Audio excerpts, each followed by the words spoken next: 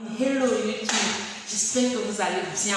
Aujourd'hui, je vais vous parler de 6 choses que vous devez absolument respecter en Tunisie. Vous savez, quand on arrive dans un pays, la toute première chose à faire, c'est de respecter les interdits et de respecter les interdits de ce pays-là.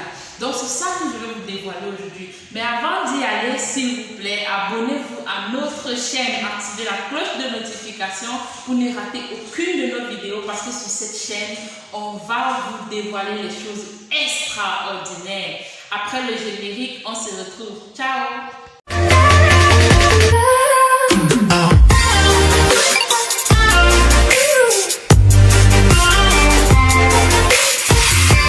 Dans notre petite cuisine.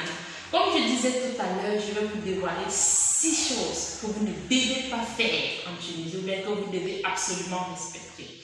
La toute première chose, c'est de respecter le fait qu'il y a certaines rues où vous ne pouvez pas vous filmer en Tunisie. Quand vous marchez dans les rues, essayez de regarder sur la route des petits panneaux de signalisation où on a mis des appareils photos et on a barré. Là, il est interdit de prendre des photos. Ils savent pourquoi ils l'ont fait.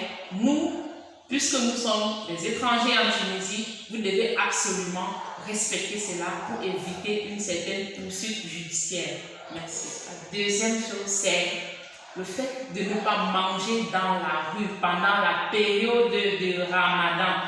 La famille, vous savez, quand vous arrivez dans un pays, il faut apprendre l'histoire de ce pays. Nous sommes dans un pays arabe, la Tunisie c'est un pays arabe. Et le mois de Ramadan est un mois où tout le peuple tunisien se met au jeûne, prie pour pouvoir faire des intersections. Si quelqu'un est en train de jeûner, toute la journée, tout le peuple est en train de jeûner et à côté, il y a des personnes qui sont en train de manger. Ce peuple-là va certainement développer une certaine agressivité vis-à-vis de cet étranger en question, disant que celui-ci ne respecte pas sa culture, bien ne respecte pas sa prière. Troisième chose, c'est de ne pas oublier de donner le pourboire lorsque vous mangez dans un restaurant.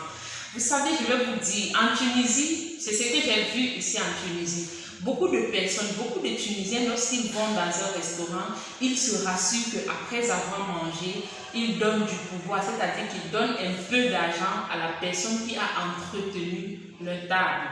Donc, c'est quelque chose que nous devons comprendre pour pouvoir rentrer ou bien intégrer cette société d'accueil-là. Nous devons comprendre ces petits gestes-là qui marquent la société. Donc, les gars, n'oubliez plus de donner les pourboires lorsque vous mangez dans un restaurant, c'est fort significatif.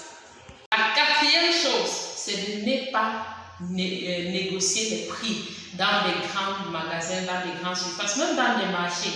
Donc, la quatrième chose là, ça m'amuse beaucoup parce que il y a beaucoup de nos frères qui sont dans nos pays, dans nos différents pays, quand ils arrivent en Tunisie, ils ont toujours la mentalité de discuter le prix des marchandises, de discuter le prix des choses.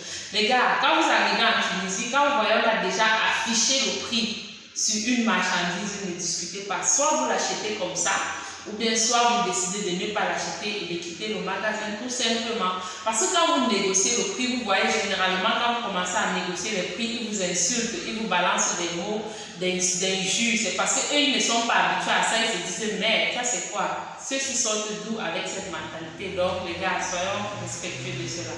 Deuxième chose pour les filles, s'il vous plaît les filles, si vous voulez qu'on vous respecte votre dignité, arrêtez d'être extravagant. Je sais que dans nos pays, ça se passe. Dans nos pays, les femmes s'habillent comme elles veulent, mais nous sommes dans un pays arabe et le système du pays veut que l'on soit habillé de façon décente.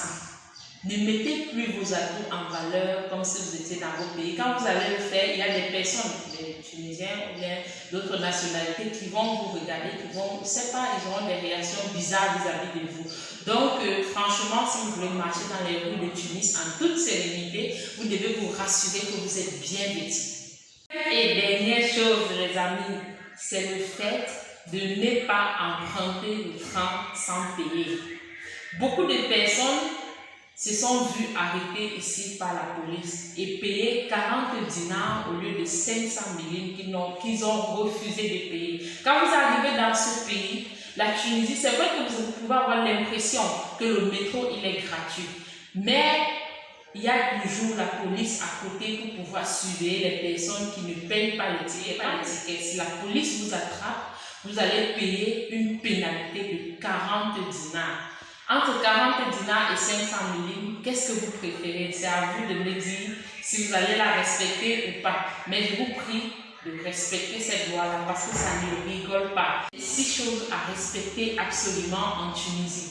Donc, mettez-moi dans l'espace commentaire ce que vous respectez déjà pour ceux qui sont en Tunisie. Et ceux qui ne sont pas en Tunisie, voilà les 6 choses que vous devez respecter. Ciao!